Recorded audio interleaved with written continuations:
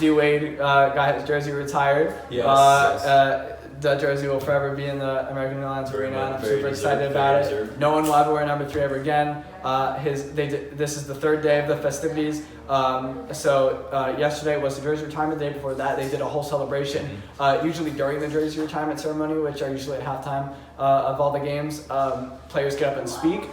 The only person that spoke last night was Dwayne Wade. Except for Pat Riley that introduced him, but the only person that spoke last night was Dwayne Wade because the whole night before that was all the celebrations. Everyone spoke and gave stories, and I got to see some of it. It was super touching, and it was great. Really and he's just so beloved by the community. You know, they were talking about how when he left in 2016 and went to Chicago for that one season, it was just the hardest thing because to see a player like that, but coming back and being here for a year and a half and ending his career with Miami and Spo and the Heat organization, it was awesome. And I just want to bring that up for a minute. But you know, Dwayne Wade I'm super happy he got his jersey up in the rafters. Very well deserved. Very deserved.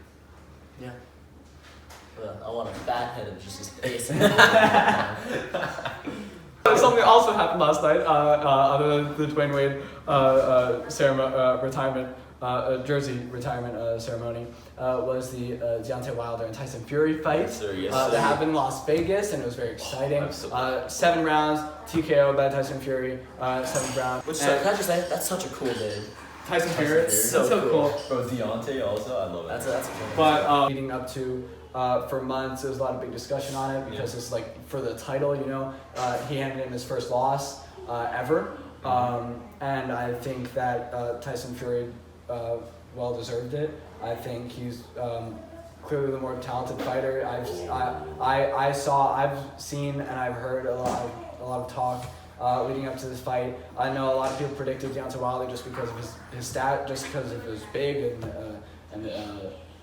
just because how he looks and bigger. But and Tyson Fury doesn't look like that guy. You know, he's kind of more lean than Deontay Wilder is. But you know, he came out strong. And I also heard Deontay Wilder was kind of hurt during the whole fight too. So I don't know if that really had a factor or anything. But you know, it came to the point where like in the 5th round, his trainer, his people in his corner were wanting to throw in the towel already. But in the 7th round, they did throw in the towel, and he ended up losing in that knockout. But I predicted Wilder. I'll say it. I predicted Wilder because of his punching ability, but I will say that Fury is the better overall fighter, and we saw that in the first match where Wilder got outboxed for the majority of the rounds, and then he just hit him with a wicked right, and he went down. How Fury got up from that, nobody knows. Like Jake Paul on Gibb, you know. No one knows. No, nobody knows. knows. Yes, please continue this fight to Jake Paul and Gibb. Coming into the second fight, Fury switched trainers, which was a big unknown. It obviously worked out for him because he just outclassed Wilder throughout the entire fight. I will say though, that 3rd round knockdown, the first one, it appeared that Fury hit Wilder behind the head, and because of that, his ear started bleeding. His trainer James Dees came out and said it was a cut, nothing less or nothing more. No, I don't believe that. I think he did rupture his eardrum, which was the probable thing. And why that's so important is because once you rupture that eardrum, it throws off your equilibrium. And that's a big thing in boxing. It's your balance. It's your balance. So that's why after that, he just looked wobbly and he couldn't throw because he couldn't get his balance. So, especially for a big guy like that to carry that weight, you know, So well fought on Fury's part. I do think he deserved the victory, regardless of whether or not that first knockdown was illegal or not. I do think he deserved it. And we'll see what happens now. I saw Tyson Fury tweeted out like 7 years ago, he was like, the biggest fight in this era is going to be my fight against, and then he had Deontay Wilder. So, you know. They broke records. Oh, yeah, by far. It was largely viewed, and it was very exciting. I want to get into like the worst sport ever, baseball, and what's going on with the Houston Astros. We've discussed it around, and it wasn't this huge of a thing, but honestly, I think this is good for baseball because now people remember that it exists. You know, nobody maybe this just is in my group of friends. The people where I live, maybe it's not the same in other places, but there is never a time where, you know, we come to school and we're like, You watched the baseball game? MLB game last I don't think night? I've ever, in my 4 years of high school, I don't think I've ever had a single conversation around a baseball game. No, and you're right. It's I think Not even the World Series. We talk about No. a second, if even. I think it's such a shame for the sport because I think it now whenever you think of baseball, you think of the Astros cheating, and I think it gives a very bad look on baseball. I think that the commissioner, by basically letting all of the players off the hook and saying like, okay, all you guys are free if you just tell me that you did it. That's, like there needs to be a punishment or something. All the general managers, all the trainers, all the people that were involved, the coaching staff got fired. They were all allowed for their jobs even when they went to another team. But I think it takes balls for Mike Fiers to step up and say like when I was on the team in 2017 they cheated. Yeah. And if you look he's at getting death threats and baseball. stuff. He's getting death threats and stuff, and it's horrible. But I mean, he did the right thing, and it's a shame for that the Astros cheated like that. The banging on the trash can stuff. Signals have been in baseball for years, but not to the extent of placing cameras to see the other team's signals. Players like Giancarlo Stanton would come out and said, if I knew the signal, like if I knew what they were throwing to me, I'd hit 80 home runs. Well, and if you look at the precedent set by baseball, in the 40s with players betting on games, those players were disgraced. They were stripped of their titles. They were not allowed to play baseball anymore. And in the record books, they're not thought of as great players anymore. I don't care about baseball, so I can't now name any of those players. I don't remember. I don't even remember what team it was, but I know what happened. Yeah. They were disgraced. They had all of this. They were not let off the hook like the Astros players are now, and I think that's weird. Cheating does not belong in sports. It takes away the essence of the game, even when it is high stakes. A lot of money involved. It's just not right. The owner's getting so much backlash from all the players in the league too, because Adam Silver, the commissioner of the NBA, whenever something he is the first guy. He is the best commissioner in all of sports, better than Goodell, because he comes out and he has a real relationship with the players, man. And naming the MVP award, the also gave MVP after Kobe Bryant. He's the first guy, along with David Stern, the late David Stern when he was still alive. They worked together in his last few years as commissioner to really change the NBA. And Adam Silver has made such a connection with the league. And the commissioner of the NFL, who's the commissioner of the MLB, whose name I'm forgetting, just isn't. He nowhere close to that because he's basically saying like, I don't really care that you guys. I get you guys cheated, but I don't care enough to just admit it, punish you for it. Like Myles Garrett got suspended indefinitely, but he didn't. It's not like Spygate where you saw the other team's like playbook, and even that wasn't as worse as this. I don't think. I mean, they are getting off easy, I think. I mean, athletes from other sports, like I know LeBron tweeted, I think J.J. Watt tweeted also how disgraceful this was, that the commissioner isn't doing anything. They're saying, like, listen to your players, man.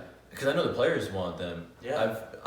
They want them to get to stripped see of the that championship. they're being successful, and you find out that they cheated, especially as a player. They cheated for a championship, too. And if you're a player, especially a player that's getting beat by this team, a championship that you didn't win because a team that cheated won is like, are you kidding me? And they're allowed to keep the championship. I think they should get stripped of it. I think they should. Oh, me too. I think all the rings should get taken away too. One thing I thought that was super interesting was that the MLB basically went and offered the Dodgers the title. I think it should and they literally said like, no, we still lost. No, like, I we don't deserve think it should just be taken. I don't think it should be given to anybody. I just think it should. 2017 shouldn't have should be blank, or there should be like an asterisk in the record book or something. That's what. But I think like seeing this happen, if you're a player on an opposite team and you're playing the Astros, like don't even acknowledge them. Like turn your back and don't even like acknowledge that. Like I don't even care if you're playing this team. We'll still compete with you, but like I don't even care enough to shake your hand after the game, man. Or if they did a strike that they just refused to play, they would go and just stand still, and instead of pitching, they'd roll the ball. And, we're just not even gonna play you. Another organization that's made some big news lately is really the XFL. I think we need to get into that a little bit, just for the sake of it. I think that the statistics have come out. The viewership has not been awful. like at all actually. Unlike unlike the AF, which failed miserably. Week 1 clearly like, oh my God, it's a new league, we want to watch it. But weeks 2 and 3 didn't drop as far off as I expected personally, because we saw other leagues like work for that first week and then fail. I didn't watch, but I watched the first week. Fan. I was busy. I watched a recap. You know? Yeah. I do want to try to get to an XFL game though, because it's not the NFL. Teams are not that expensive. Jagger, hey, you drive. Well, let's go to let's Tampa Bay Vipers game. Road trip, baby, road trip. Yeah.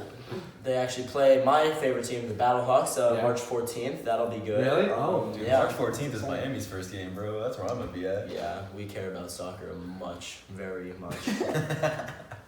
That was sarcastic, by the way. I couldn't tell. In case anyone couldn't tell, I don't like soccer. The biggest storyline that the XFL has caught the eye of many people is the story of PJ Walker, who's the quarterback for the Roughnecks. And he's made a big splash this year. He leads the league in touchdowns and yards. He has been playing like no other quarterback in that. And out of those 8 teams that have been playing this season, he was on the Colts practice squad for a few seasons and caught the eye of Andrew Luck, whose dad is the commissioner of the XFL, and basically said to his dad, like, hey, this kid, you need to bring him to the XFL. You need him to be a starting quarterback in the league because he's good. And clearly he was the quarterback at the time and he didn't want him taking his job, but like he was good enough to have his own team, and now he's leading this other new startup league in the biggest stats that the sport cares about. And I think hopefully if the XFL can start to bring in these unknown players and maybe even take some kids out of college and right out of college into the NFL, it needs to be a starter league, and I think that'll be. That's what they said. They said they want to operate independent of the NFL. They're not taking retired NFL players. They said no to Kaepernick, right. No to Johnny Manziel, no to. I think the XFL though is like kind of the NFL's G League in a way. Should be. They need to make it. I think that they're gonna like. I don't think they should be. I don't think they should be completely independent from the NFL. Well, no, they need to work together. They need to work together. They have to be, and the XFL will remain to a degree dependent on the NFL, because the NFL is still the football league. Yeah. XFL is just another thing that's happening, but it's the same sport. They can't operate independently, because football is football, and even if they changed a couple of rules, they changed kickoff, it's still which I like football. I like it too. Really, yeah. A lot it's still football. It's still the same sport.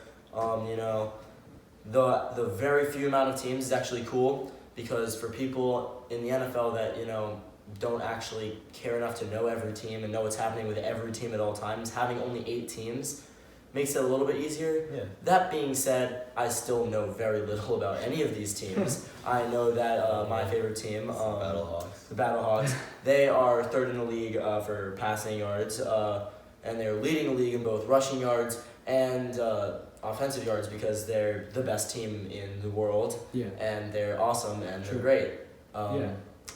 Yeah. Definitely. We've seen it with even the NBA. For years, the Western Conference have kind of gotten so much higher than the East. And recently, because of Giannis and the 76ers, the Celtics have kind of recaptured their old magic. And even the Miami Heat, who were unexpected, and now they're the top team in the East. The East is more competitive. They even had to change the All-Star game format because the West was just dominating the East for years in a row. And they changed it, and now the captains is so much better. But, the competitiveness in sports is what gets the viewers watching. Yeah. And I think sometimes the leagues forget that a little bit in just the midst of like, we're worried about this season, not the future. And I think you need to worry about it season by season, because if there is an issue, a problem, you got to focus on that. But you need to look at the few years up ahead and being like, look, if the West is dominating right now, who knows in a few years the East won't be competitive at all, or something like that. So hopefully the XFL, I would like it to expand. Like, I like the 8 teams because it's competitive, and the short schedule, going to the playoffs faster might be more competitive. But if it's more teams, it's just the competitiveness might be more exciting to watch. But I don't know. Yeah. Except right now I can't even name all 8 teams, so might be an issue adding more. Okay. The Vipers, the Battlehawks, Roughnecks, Dragons, Seattle Dragons. The New York Guardians. The Guardians. DC No, Defenders. yeah, the DC Defenders. Got That's it. 7. There's one more. There's one more.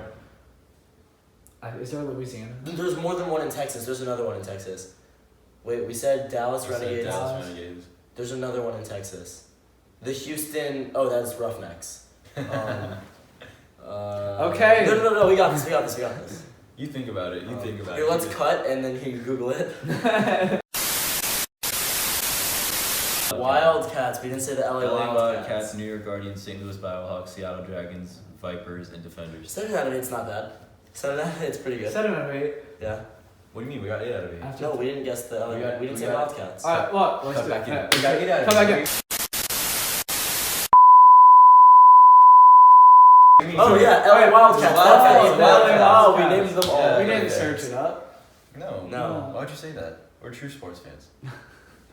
Thank you for being here, Jagger. Thank you. Zach, always a pleasure. Next time we will have our song for Shaq completely ready for you guys. Stay tuned. Stay tuned. Hashtag song Maybe for Shaq eventually we'll have on a music video, iTunes. everything. Hashtag song for Yeah. Shaq. And we'll see you. Okay. Apologies to our dear friend Shaquille O'Neal. Sorry we couldn't get you on the show this time, man, but we will try next week. Thank you guys for watching. Make sure to like and subscribe. And remember the golden rule.